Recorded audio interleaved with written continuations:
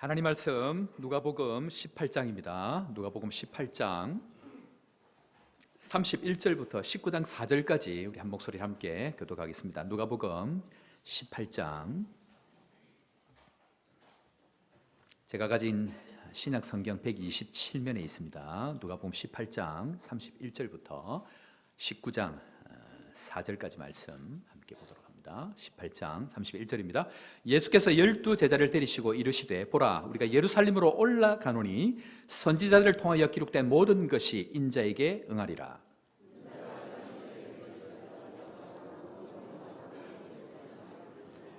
그들은 채찍질하고 그를 죽일 것이나 그는 3일 만에 살아나리라 하시되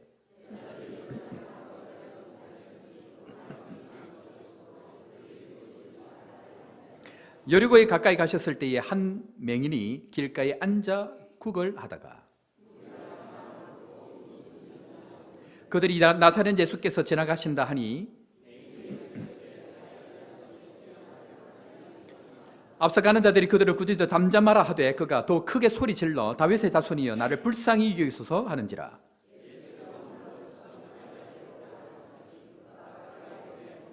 내게 무엇을 하여 주기를 원하느냐 이르시되 주여 보기를 원하나이다. 곧 보게 되어 하나님께 영광을 돌리며 예수를 따르니 백성들이 다 이를 보고 하나님을 찬양하니라. 삭개오라 이름하는 자가 있으니 세리장이요 또한 부자라.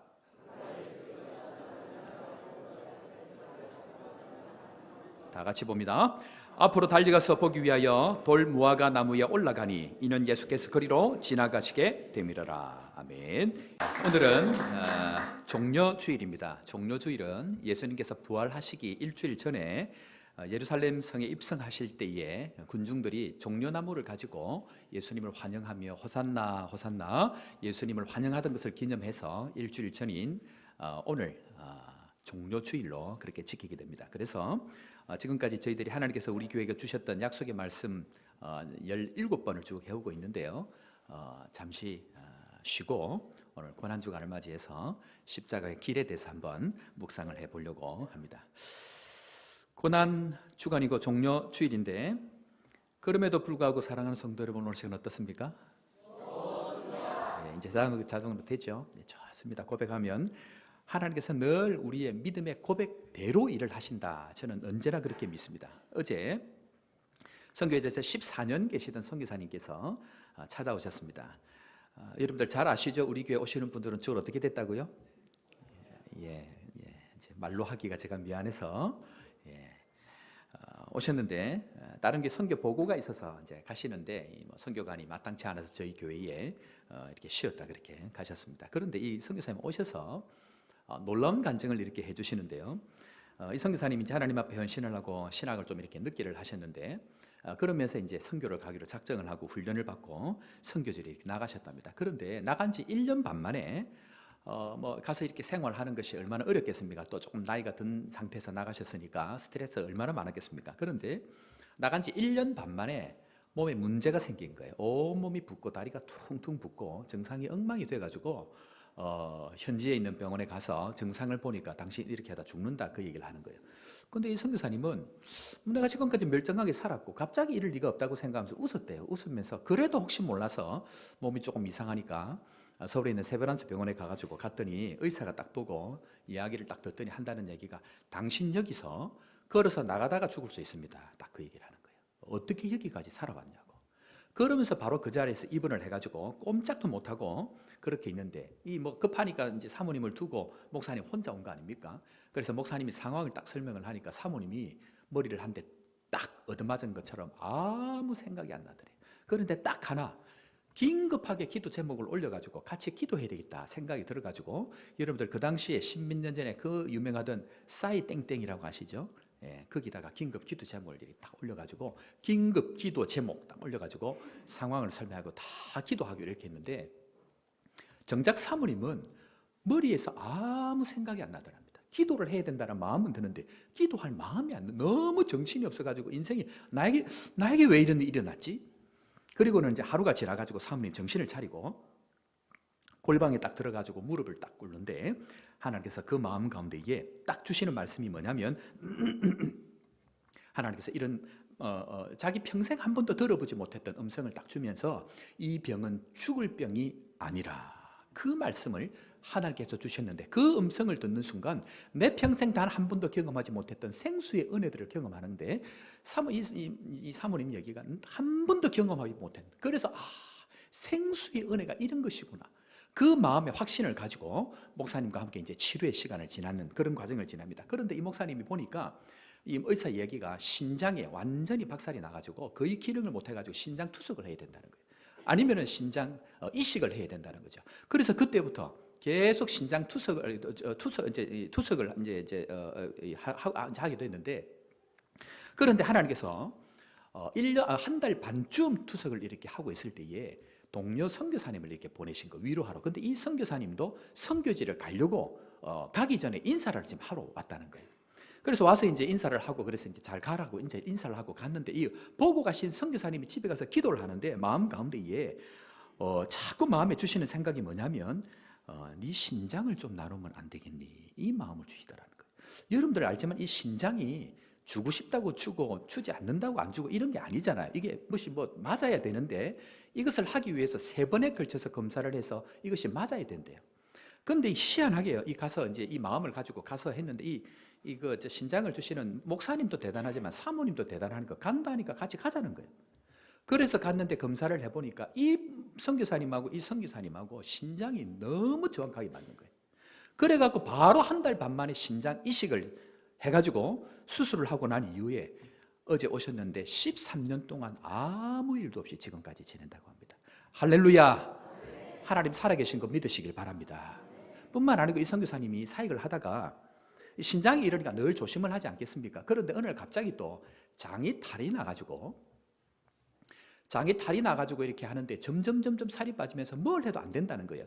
1년 동안을 살이 쫙 빠지면서 설사를 하면서 20kg가 그냥 쫄딱 빠져버린 거예요. 그래서 신장에 문제가 있는가 살펴보니까 검사를 해보니까 신장에는 또 문제가 없다는 거예요.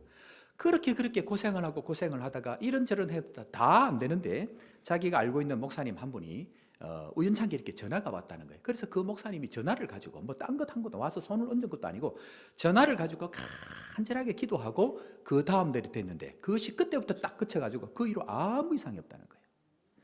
사랑하는 성도 여러분, 우리 인생에 사람의 말로 설명되지 못하는 하나님의 초자연적인 은혜가 우리와 함께하는 것 믿으시기를 주의 이름으로 축원합니다. 뿐만 아니고 우리 거제 호산나 교회 안에도 이런 은혜들이 있기를 주의 이름으로 축원합니다. 지금도 하나님께서 역사하시고 우리의 심령을 바꾸시고 우리의 마음을 바꾸시고 각자 삶의 현장에서 하나님의 일들, 하나님의 살아계심들을 보여주시고 있다는 것 믿으시고 이 하나님께서 오늘도 우리 가운데 말씀으로 역사하시기를 주의 이름으로 축원합니다.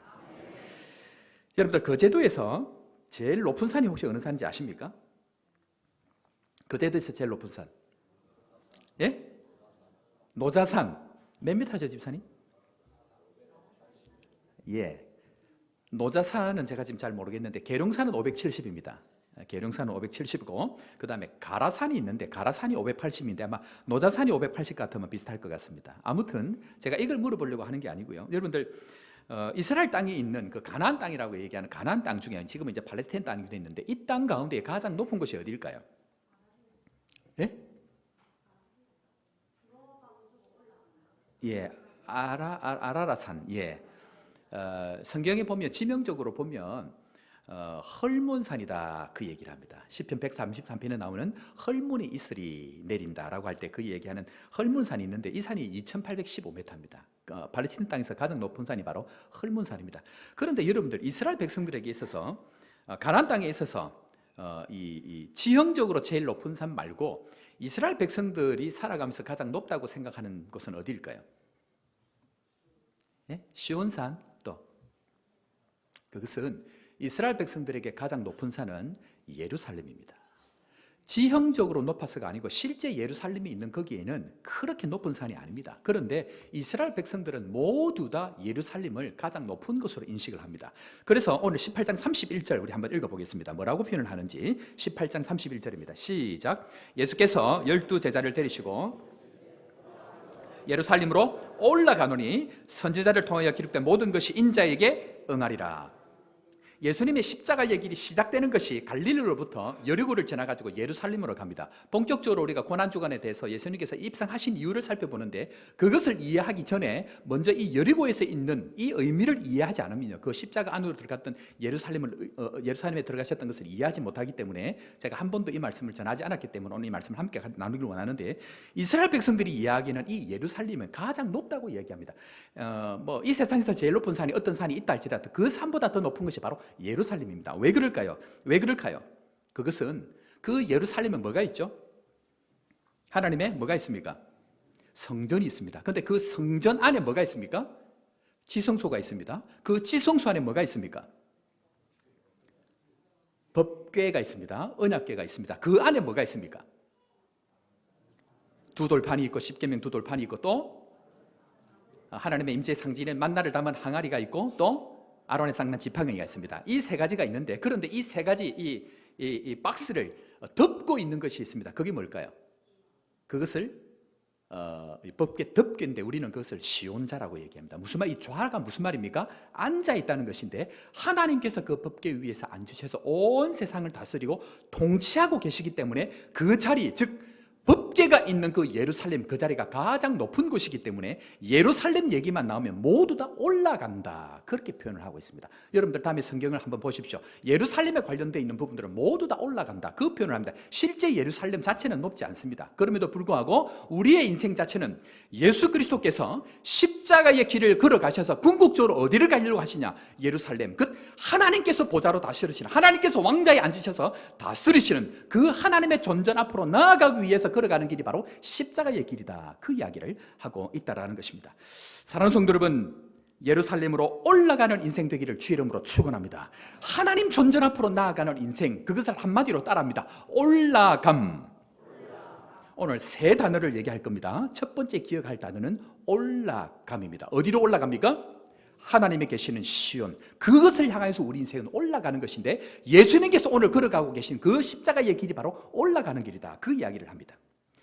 자, 그런데요, 이 예수님은 이 십자가 길을 마지막으로 걸어가는 이 과정에 있어서 예루살렘으로 올라가는 이 길을 여리고를 통해서 지나가는데, 여리고는 제가 좀 이따 설명할 것입니다. 그런데 이 십자가의 길을 시작하는 딱 이곳에서 예수님 자신을 왜 이 십자가를 향하여 걸어가는지를 가장 먼저 이 여리고성을 들어가기 전에 정의하고 말씀하고 있는 내용이 마가복음 10장 45절에 나와 있는데, 마가복음 10장 45절에 준비된 말씀 다 같이 한번 읽습니다. 시작. 도리어 섬기려 하고 자기 목숨을 많은 사람의 대속물로 주려 함이라.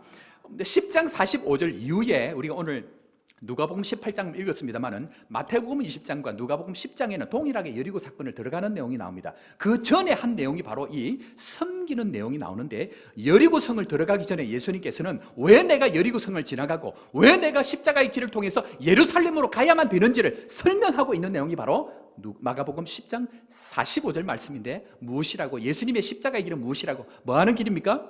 섬기는 길이다. 그것을 예수님 자신이 십자가의 길을 정의하고 있다, 그 이야기합니다. 다시 말하면 예루살렘을 향해서 올라가는 그 길은 올라가는 길이 아니고 내려가는 길이다, 그 이야기를 합니다. 사랑하는 성도 여러분, 우리 인생 가운데 예루살렘 하나님이 계신 그 길을 향해서 올라갈 수 있는 은혜가 여러분들에게 있기를 주의 이름으로 축원합니다. 그럼에도 불구하고 예수 그리스도께서는 올라가는 그 길을 어떻게 갈 수 있는가? 그것은 바로 내려가는 길을 통하여서 완성되어질 수 있다라고 하는 것은, 여리고성 들어가기 전에 오늘 이 말씀으로 내가 대속의 길을 가는 것, 십자가의 길을 가는 것은 올라가는 길이라 할지라도 나의 삶 자체는, 그것을 이루는 것은 바로 내려갑니다 라고 말씀하고 있다라는 것입니다. 지난 월요일에 여러분들 많이 이렇게 기도해 주시고 또 격려해 주시고 후원해 주셔서 목사님들, 사모님들, 또 선교사님, 사모님들 모시고 소위 우리가 얘기하는 뭐 했다고요? 꽃놀이 갔다 왔습니다. 꽃놀이 갔는데 사모님들이 한 사모님은, 다른 사모님들은 다 그렇지 않은데 한 사모님은 선글라스를 딱 끼고 오신 거예요, 폼나게. 그래서 내가 이 사모님은 진짜 꽃놀이 오신 것 같다 제가 얘기했는데 너무 좋아하시는 거예요. 그런데 이 꽃놀이를 했는데 이 사모님들 이제 여러분들 이렇게 격려해 주시고 기도해 주시고 후원해 주셔가지고 우리 거제도에서 제일 맛있는 횟집을 모시고 갔습니다. 제가 그걸 어떻게 제일 맛있는 집이 아는지 압니까? 1월 1일 날 우리 1월 1일 날 우리 소망의 어르신들이 여소망회가 아니고 남소망회 어르신들이 인생의 모든 연륜과 지식과 경험을 통틀어 가지고 이 집이 제일 맛있다는 집을 정해 가지고 저와 우리 교육자를 불러 갖고 같이 식사를 대접해 주셨습니다. 그래서 내가 그 집이 제일 좋은 줄 알고 그 집으로 모셔 가지고 사모님들 마음껏 드시라고 그렇게 하고 마치고 난 이후에 또 이렇게 꽃도 보고 또 커피숍에 가고 이제 하는데 커피숍도 제일 좋은 집에 모셔가가지고 오늘 이 집에서 제일 비싼 거 드시라고 그랬더니 사모님들이 그 커피숍을 늘 지나다녔다는 거예요. 그런데 비싸서 들어가 보지를 못했는데 걱정하지 마시라고 오늘 어떤 분이 블랙카드를 주셨다고 그래서 마음껏 쓰시라고 내 돈 아닙니다 그랬습니다. 그래서 평생 한 번도 먹어보지 못했던 커피까지 드시면서 그러면서 사모님들이 하시는 말씀이 뭐냐면요, 내 평생 사모들을 위해서 이렇게 하는 것은 처음 봤다. 이런 것을 처음 봤다. 얼마나 감동이 되는지 모르겠다 그러시면서 이런저런 얘기를 해주시는데 그러면서 사모님 한 분이 그렇게 얘기합니다. 목사님, 우리가 이런 대접은 처음인데 우리를 사람 대접해 주셔서 감사합니다. 그 얘기를 하시는 거예요. 무슨 말이냐면요, 여러분들 저는 진짜 제가 감사한 게 뭐냐면요, 저는 이렇게 목회 이제 선교하면서 우리 사역자들 있고 이 교회가 뭐 이렇게 시골에 있으니까 크지 않고 그렇게 하잖아요. 그러니까 이제 혼자 제가 관리 집사도 해야 되고 때로는 사역자들 가르쳐야 되니까 청소도 해야 되고 다 혼자 해야 되는데 우리 교회를 와 보니까 관리 집사님도 있는 거예요. 그러다가 부교육자도 있는 거예요. 얼마나 감사하든지. 근데 시골에 있는 이 미자립교회 목사님들은 혼자 전부 다 하잖아요. 그리고 사모님 얘기를 들어보니까 그 주일 밥을 혼자 다 한대요. 혼자 밥 다 하고 운전 다 하고 그리고 이제 이 새신자들 오면 애 데리고 오면 애 이제 예배 드리라고 혼자 애 업고 달래고 가다 국 디비고 이렇게 한다는 거예요. 그런데 그렇게 함에도 불구하고 자기들을 진짜 사람 대접하는 경우가 사실 잘 없는데 사람 대접해 주셔서 감사합니다. 그 얘기를 하는데 제가 마음이 잘한 거예요. 그래서 이 사모님들이 그 대접을 받고 눈물을 흘리면서 너무 고맙다고 그 얘기를 하실 때 제가 한마디를 덧붙였습니다. 사모님들, 미칠 수밖에 없는 상황에서 미치지 않고 살아주셔서 감사합니다. 제가 그 얘기했습니다. 이 사모님들 제가 이 얘기를 하니까 전부 다 맞아요. 이 대목에서 미칠 수밖에 없는 상황에서 미치지 않고 그 자리를 견디는 것, 그게 하나님의 은혜다. 그 얘기를 합니다. 사랑하는 성도 여러분, 우리 왜 이거 해야 됩니까? 그것이 십자가의 길이기 때문에 그러합니다. 십자가는 나를 위해서 가는 길이 아니고 대속물로 자신을 주셔서 누군가를 섬기려고 하는 그 예수 그리스도의 십자가, 그 길이기 때문에 그것을 전제로 걸어가는 길이 바로 십자가의 길이다. 그 이야기를 합니다. 여러분들 기도해 주시고 후원해 주셔서 감사합니다. 특별히 몇 분이 귀한 대접을 하라고 또 봉투도 주시고 간식도 주시고 카드도 주셔가지고 마음껏 드시라고 그렇게 했는데, 특별히 우리 장로님들 이 불쌍한 목사가 이 보험을 깨가지고 그 일을 한다니까 불쌍히 여기셔가지고 또 교회 재정을 만들어 갖고 저에게 이렇게 전달을 해주셨는데 원래 제가 하려고 한 내용이기 때문에 그건 그대로 제가 하고, 장로님들 주신 그것은 다시 제가 교회 앞에 장학금으로 내어놓습니다. 목적 장학금인데 그 장학금은 우리 교회 여러분들 뭐 다 잘 아시겠지만 이철민 목사님 돌아가신 그 가정에 우리 큰아이가 대학을 들어갔는데 그 대학 들어가는데 조금이라도 보탬이 되려고 장학금으로 내어놓고, 또 한 사람은 우리 김창태 목사님 큰아이가 이번에 대학을 들어갔는데 그 아이를 위해서 내놓습니다. 이유는 여러분들 우리 광고 시간에도 잠깐 말씀드리겠지만 교회가 뭘 한다고 하니까 여러분들 온 마음으로 함께 해주시고 기도해 주시고 참 정말 처음만 보험 깬 게 아니고 누가 또 보험을 다 깨가지고 그렇게 하시고 누가 또 이렇게 이렇게 뭡니까 반지 목걸이 이런 거 다 팔아가 내놔 또 그러시고 참 내가 얼마나 참 죄송하기도 하고 감사하기도 하고. 그런데 우리 김창태 목사님도요, 사실 올해 이제 큰아이가 대학을 간다고 학비를 교회에서 지원을 했습니다. 그런데 그 학비를 전부 다 건축원금에 내놓은 거예요. 내가 얼마나 고맙기도 하고 미안하기도 한지. 그래서 내가 하나님 참 내가 목사가 잘해야 됩니다. 목사가 잘해야 됩니다. 우리 교인들 얼마나 최선을 다해서 이렇게 하는데 하나님 내가 끝까지 교인들 잘 섬길 수 있도록 하나님 겸손함을 주옵소서. 제가 그렇게 기도하는데 아무튼 우리 장로님들 다시 한번 감사하고 우리 올해 장학 헌금 제가 처음으로 드리고 또 하나님 앞에 그 일이 또 섬기는 그 일로 잘 사용되어져서 우리 교회가 하나님 앞에 십자가의 길을 걸어가는 섬기는 체질이 되는 은혜가 있는 교회가 되기를 주의 이름으로 축원합니다. 두 번째는요, 하나님의 보좌로 나아가는 길은 십자가의 길은 바로 예수님 자신입니다. 누구라고요?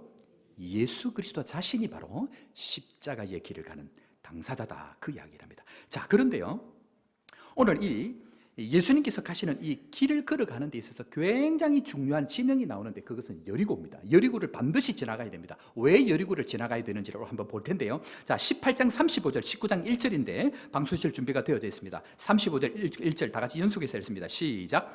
여리고에 구걸하다가 19장 1절입니다. 예수께서 여리고로 들어가 지나가시다가, 당시 여리고는요, 예루살렘을 가려고 하면 반드시 지나가야 되는 곳입니다. 예루살렘을 가려고 하면 반드시 지나가야 되는 길이 여리고입니다. 여리고는 무조건 지나가야 됩니다. 그런데 그 당시 여리고는 이 팔레스틴 땅에서 굉장히 오래된 성읍이고 그곳에는 무성한 이 종려나무뿐만 아니고 숲이 우거지고 뿐만 아니고 그곳에 이렇게 샘물이 많아가지고 마르지 않는 땅입니다. 그러니까 이 도시가 형성이 잘 되어져가지고 무조건 그 지형을 지나가야만 되는, 예루살렘을 가면 어디를 지나가야 된다고요? 반드시 여리고를 지나가야 되는, 여리고가 예루살렘을 향하는 길이다, 그 이야기를 하고 있습니다. 여러분, 우리가 부산 가려고 하면 이전에는 통영으로 쭉 돌아갔는데 지금은 어디로 갑니까? 예, 거가대교를 지나갑니다. 그래서 우리가 이 거가대교가 너무 중요하니까 지금 뭐합니까? 이거 통행료를 좀 깎아달라, 지금 그렇게 하고 있습니다. 이 빨리 좀 이루어지면 좋겠습니다. 예, 거가대교. 그런데 이 사람들이 하나님께 나아가려고 하면, 하나님을 만나려고 하면 반드시 여리고를 지나가야 되는 것이 그 당시에 모든 사람들이 알고 있던 상식입니다. 하나님께 가려고 하면 우리가 생각하고 있는 어떤 길, 하나님께 가기 위해서는 내가 생각하고 있는 어떤 길, 도덕적이고 윤리적이고 경험적이고 지식적인 내가 생각하는 어떤 길이라고 생각하는 것이 바로 여리고와 같은 것이다, 그 이야기를 하고 있는데, 그런데 그 길을 향해서 그 길을 걸어가시면서 예수님께서 오늘 이렇게 말씀하십니다. 우리 다 같이 한번 읽어봅시다. 너무 잘 알고 있는 말씀 14장 6절 요한복음 시작. 예수께서 이르시되 길이요 진리요 생명이니 나를 말미암지 않고는 아버지께로 올 자가 없느니라. 사랑하는 성도 여러분, 예수 그리스도께서 길인 것을 믿으시기를 바랍니다. 예수님이 길이요, 예수님이 진리요, 예수님이 생명이요. 오늘 예수님께서 모든 사람들이 예루살렘을 향해서 가려고 할 때, 여리고를 지나갈 때에 예수님은 예수님 자신을 향하여서 내가 곧 길이요, 내가 곧 진리요, 내가 곧 생명이니 나로 말미암고는 아버지께로 올 자가 아무도 없느니라. 이 말씀이 믿어지는 은혜가 여러분들에게 있기를 주의 이름으로 축원합니다. 구약의 수많은 제사의 방법들, 구약의 수많은 방법들은요, 그 제사를 통하여서 누구에게 나가는 것입니까? 하나님께 나가는 것입니다.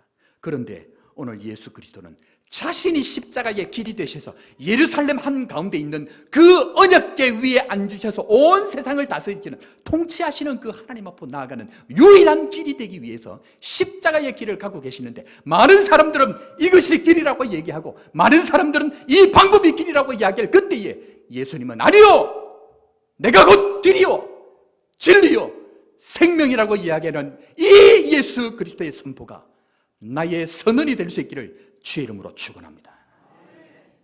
그런데 예수님 자신이 길이요 진리요 생명인 것을 여리고를 지나가면서 증명을 해내십니다.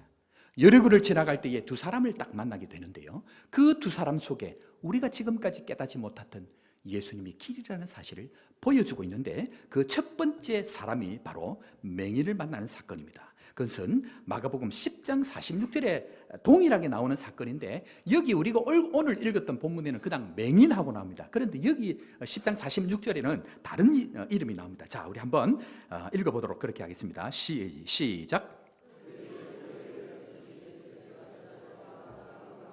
여리고에서 나가실 때에 디모의 아들 맹인 거지 바디메오가 길가에 앉았다가, 이 맹인의 이름이 무엇입니까? 아닙니다. 다시 질문합니다. 이 맹인의 이름이 무엇입니까? 디메오의 정확하게 얘기하면 이 맹인의 이름이 아니고요, 이 맹인은 그냥 디메오의 아들입니다. 무슨 말입니까? 이 사람은 자기의 이름이 없는 사람입니다. 여러분들, 이름이 없으면요 존재감이 없다는 얘기입니다. 우리 여성 동지 여러분들, 가정 가운데 존재감 없이 사셨죠? 우리 어르신들, 소망의 어르신들, 누구 엄마 그러고 자기 이름 한번 부르는 것 없이 평생 그렇게 사셨을 텐데 그것 하나면 괜찮습니다. 그런데 오늘 이 바디메오는요, 자기 이름이 없을 뿐만 아니고 존재감도 없을 뿐만 아니고 뭘 보지 못합니까? 눈을 보지 못합니다. 그런데 여러분들, 이름도 없고요, 존재감도 없고요, 보지도 못하면 거기서 스톱을 해야 되는데 어떻게 되어 있습니까? 뭐도 없습니까? 이 사람은 존재감도 없을 뿐만 아니고 아무것도 없는 상황 가운데서 자리에 그저 앉아 있는 인생이라는 것입니다. 이름도 없고 뭐도 없고 존재감도 없고 또 뭣도 없고 보지도 못하고 뿐만 아니고 이 사람은 아무것도 없는 상황에서 몸이라도 성해야 되는데 몸도 불편할 뿐만 아니고 몸이 불편하면 뭔가 믿을 것이 있어야 되는데 이 사람은 직업이 뭐라고 얘기합니까? 거지라고 얘기합니다. 그런데 거지면 괜찮을 수 있어요. 뭔가 뚜렷한 뭔가 있으면 괜찮아요. 그런데 이 사람은 지금 어디에서 무엇을 하고 있는 인생입니까? 길가에서 많은 사람들이 예루살렘을 향하여 가기를 원하는 그 여리고 길가에 앉아서 구걸하는 인생이다. 그 이야기를 하고 있는 사람이 바로 맹인 바디메오다. 그 이야기를 합니다.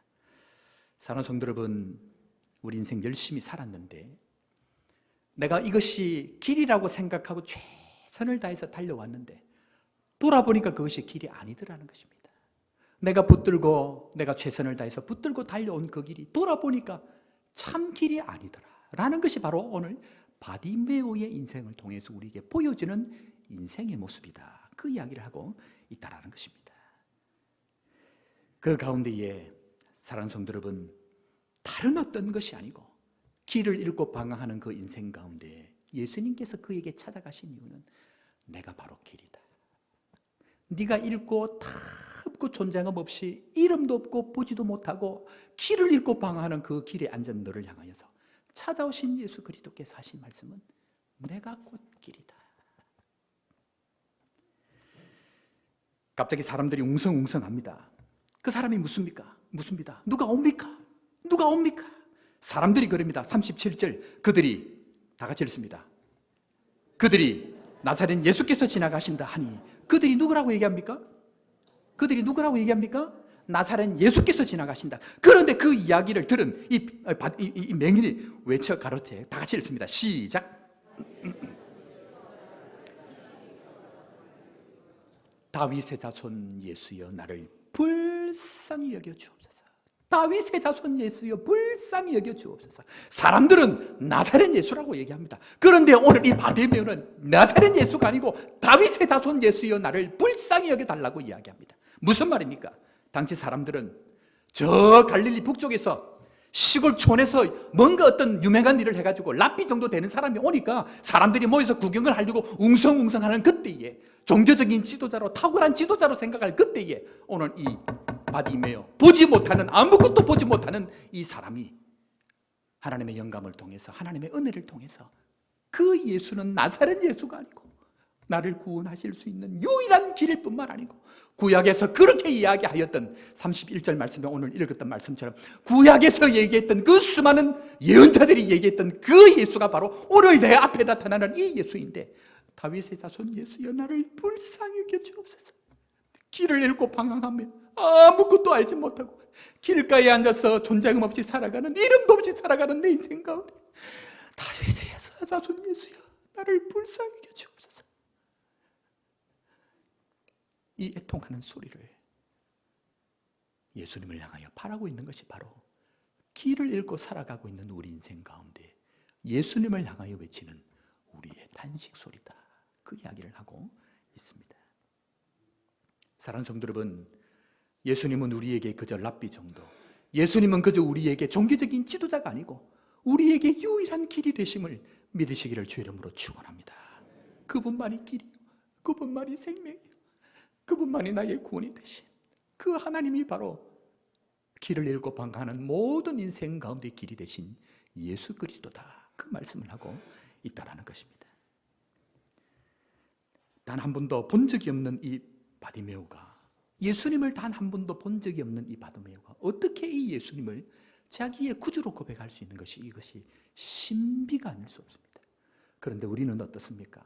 단 한 번도 예수님을 본 적이 없는데 그 예수님을 누구로?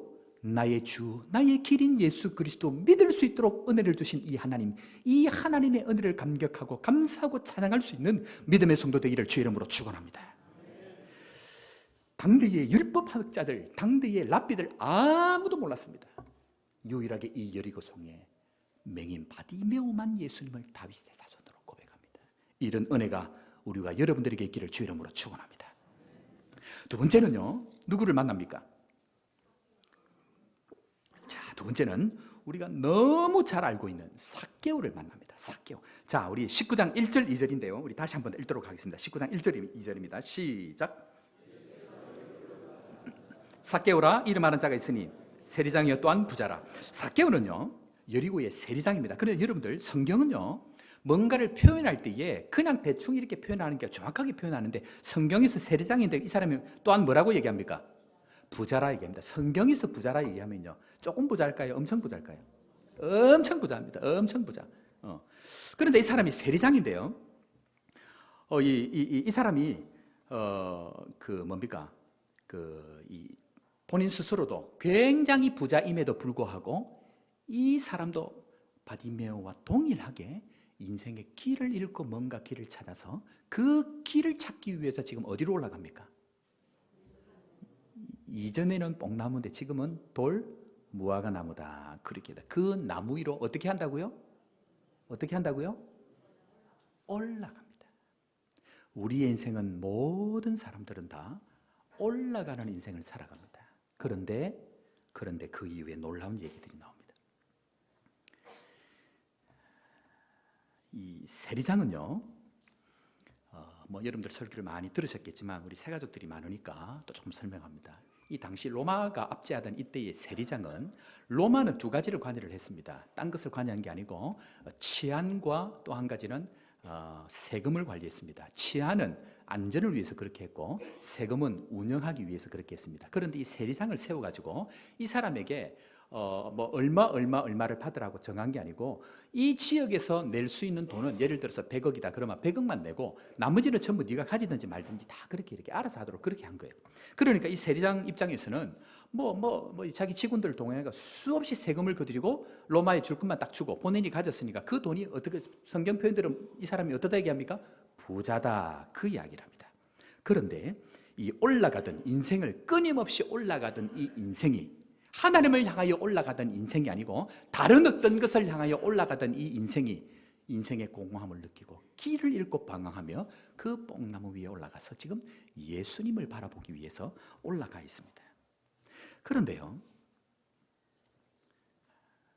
이 뽕나무 위에 올라가 있던 삭개오에게 놀라운 일이 일어납니다. 우리 5절 말씀 한번 안 봤는데요, 5절 말씀 우리 아마 자막이 준비되어 있습니다. 5절 말씀, 19장 5절 말씀인데 혹시 있나요? 예, 5절 없으면 5절 말씀 우리 다 같이 읽읍시다. 시작.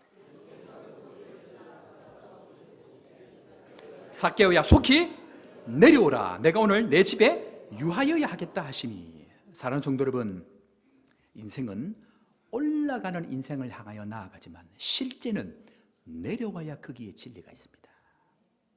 삭개오는 자기의 인생 목마름을 채우기 위해서 끊임없이 올라가는 인생을 살아갔지만 주님께서 십자가의 길을 예루살렘을 향해서 올라가는 인생이라 할지라도 실제 예루살렘에서 하나님을 만나는 방법은 내려가는 인생이기 때문에 올라가 있는 그 삭개를 향하여서 삭개오야 내가 속히 내려오라.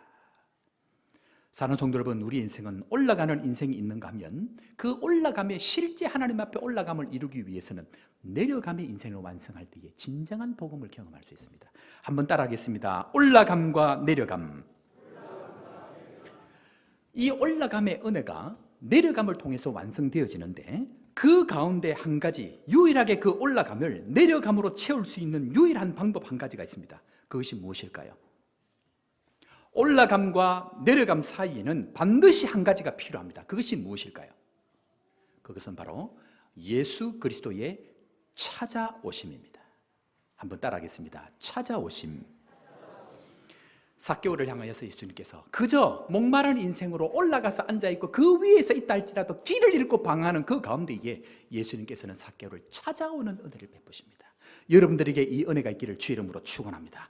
예수님이 찾아오지 아니하시면요, 아무리 복음이 십자가이고 십자가가 복음이라 할지라도 우리 인생은 아무것도 아니요. 주님이 나를 찾아오셔서 내 손을 잡아 끄시고 내가 오늘 너와 함께 유해해야 하겠다라는 이 말씀을 선언해 주실 그때에 우리 집에 구원이 임하고 내 인생의 변화가 일어나고 내 인생에 놀라운 하나님의 은혜가 임하는 것이 바로 여기에 있다. 그 이야기를 하고 있다는 것입니다. 사랑하는 성도 여러분, 십자가의 길은 올라가는 것이 아닙니다. 십자가의 길은 하나님이 계신 그 보좌 앞으로 올라가는 것이라고 이야기하지만 실제 그것은 지형적으로 올라가는 것이 아니고 섬김을 통하여 내려가는 삶을 살아갈 때에 우리 안에 구원의 감격이 회복되는 것이 바로 삭개오를 통하여 보여주고 있는 말씀입니다. 그래서 삭개오가 오늘 무슨 일을 합니까? 자, 8절 말씀 우리 한번 보겠습니다. 예수님께서 찾아가셔서 이 사람이 내려가는 삶을 살아가는데 어떤 삶을 살아갑니다. 8절입니다. 시작. 내 소유의 절반을 가난한 자들에게 주겠사오며 만일 누구의 것을 속여 빼앗은 일이 있으면 내 갑절이나 갚겠나이다. 당시 율법이 정한 법은요, 2배만 갚으면 됩니다. 그런데 예수님, 내가 무슨 가지고 있는 소유 중에 반을 내놓겠습니다. 이 반은 어떻게 했다는 얘기입니까? 불의하게 거뒀다는 얘기입니다. 불의하게 거둔 것 주님 다 내놓겠습니다. 그리고 율법적으로 문제가 있는 것은 율법뿐만 아니고 하나님의 이 은혜를 받아서 내가 가지고 있는 것 중 4배를 그들에게 갚아주겠습니다. 무슨 말입니까? 잡고 모으고 쌓았던 그 인생을 이제는 올라가는 인생으로 삼는 것이 아니고 내려오는 인생으로 삼을 그때에 예수님께서 이 집에 선언합니다. 이 집에 아브라함이 자손이다. 이 집에 구원이 임하였다. 이 선언이 여러분들에게 있기를 주의 이름으로 축원합니다. 우리의 인생 찾아오신 예수 그리스도의 은혜, 바로 거기에 우리에게 소망이 있다. 그 이야기를 한다라는 것입니다. 그런데 사랑하는 성도 여러분, 누가 예수님을 못 박는지 아십니까? 누가 예수님을 못 박을까요? 내려가지 아니하고 올라감만 바라보고 사는 사람은 반드시 십자가에 못 박습니다. 십자가를 붙들고 살면서도 올라가는 것만 생각하고 섬김의 내려감을 모르는 사람은 반드시 십자가에 예수님을 못 박게 되어져 있습니다. 왜냐하면 올라가는 예수님을 향하여 올라가는 그 예수님의 내려감을 향한 섬김을 모르기 때문에, 복음과 십자가가 섬김을 모르는 사람들은 그 예수님을 오늘도 십자가에 못 박는 일이 생길 수 있다고 성경은 우리에게 경고하고 있다는 것입니다. 사랑하는 성도 여러분, 올라가는 인생뿐만 아니고 하나님의 그 보좌를 향하여 나아가는 인생들은 내 삶 가운데 가장 낮은 곳으로 내려가는 은혜가 여러분들에게, 저에게 있기를 주의 이름으로 축원합니다. 제가 좀 전에 말씀을 드렸는데요, 아프리카에 있는 목사가 와서 담임 목사 된 지 3개월 만에 증축을 한다고, 또 미래 세대를 세우자고 지금까지 우리가 해야 될 그 숙제를 남겨놓고 있었기 때문에 또 한 마음으로 우리가 증축을 합시다 라고 얘기했을 때에 우리 사는 성도 여러분 함께 해주셔서 정말 감사합니다. 제가 얼마나 감사한지, 내가 이렇게 우리 재정부를 통해서 이렇게 올라온 제가 리스트와 내용들을 쭉 보고 참 내가 정말 감동이 됐어요. 우리 소망의 어르신들부터 아이들까지 하나님 앞에 최선을 다해서 교회를 세워가려고 하는 이 하나님의 마음들을 가지고 참 주님 앞에 나아가는 여러분들을 보고, 그렇지, 하나님 이것 보시고 축복하시지, 물질이 문제가 아니고 섬기려고 하는 이 마음들, 나누려고 하는 이 마음들, 이 마음 때문에 하나님 반드시 우리 교인들에게, 우리 교회에 하나님 새로운 은혜를 부어주옵소서라고 제가 기도합니다. 기도대로 응답해 주시는 은혜가 있는 줄로 믿습니다. 뿐만 아니고요, 이번 주에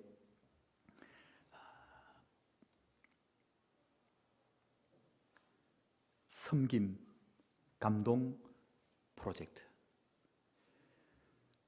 한국교회가 고난주간을 맞이해서 우리끼리 다 모여서 하나님 앞에 예배하고 새벽기도하고 하나님의 말씀 다시 붙들고 힘을 내는 것 필요합니다.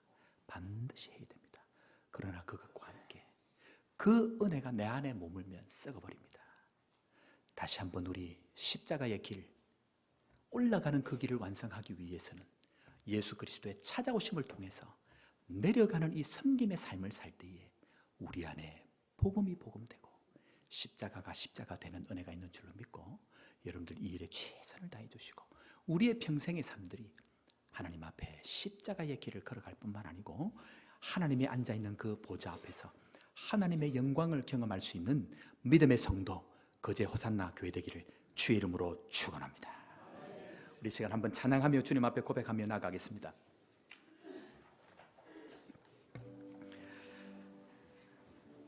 호산나 다윗의 자손께 호산나 불러 영광의 왕.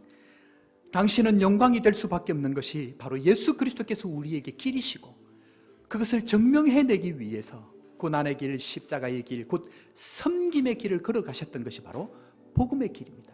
우리 시간 다 같이 한번 하나님 앞에 이 시간 당신은 영광의 왕 고백하면서 주께서 나의 영광의 되신 그 십자가의 길을 따라가기를 축원합니다. 당신은 영광의 왕, 당신은 평강의 왕, 당신은 평강의 왕, 당신은 하늘과 땅의 주, 당신은 정의의 아들, 정의의 아들, 천사가 무릎 꿇고 예배하고 찬송하네.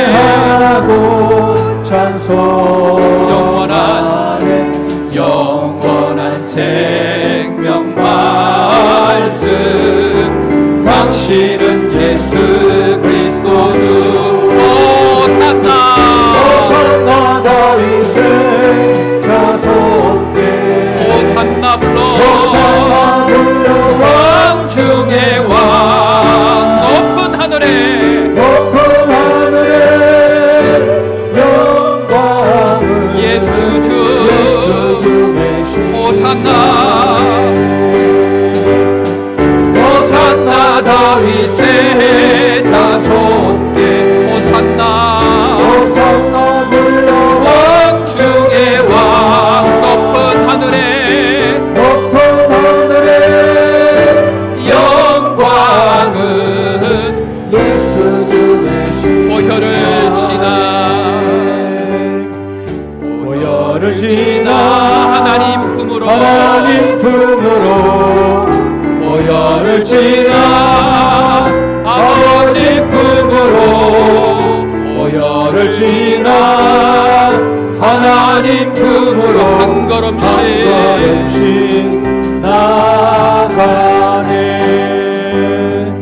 보혈을 지나 하나님 품으로 보혈을 지나 아버지 품으로 보혈을 지나 하나님 품으로 한 걸음씩 나가네. 존귀한 주 보혈이 내 영을 새롭게 하시네. 존귀한 주 보혈이 내 영을 새롭게 하네. 존귀한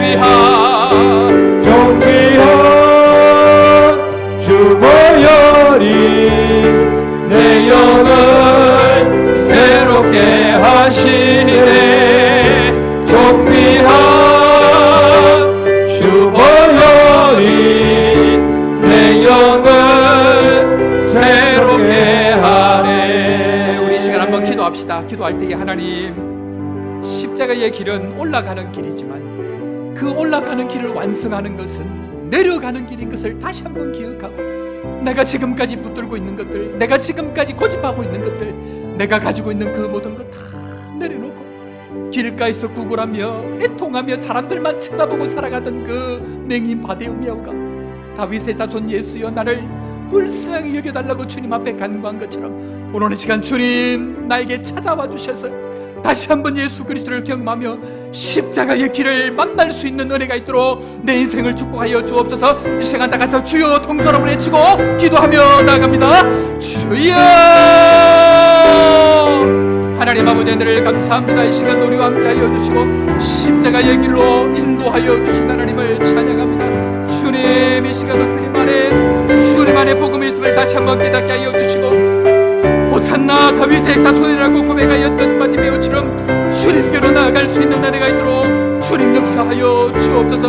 내 인생의 이름도 없이, 내 인생의 존재감도 없이, 내 인생에 아무것도 없이 주님 앞에 살아왔던 길가에서 방황하던 우리의 모든 연약한 인생을 다시 한번 주님 은혜를 더하여 주시고 십자가의 보혈을 다시 한번 경험하며 예수 그리스도가 나의 기름을 경험할 수 있는 은혜가 있도록 인도하여 주옵소서. 주님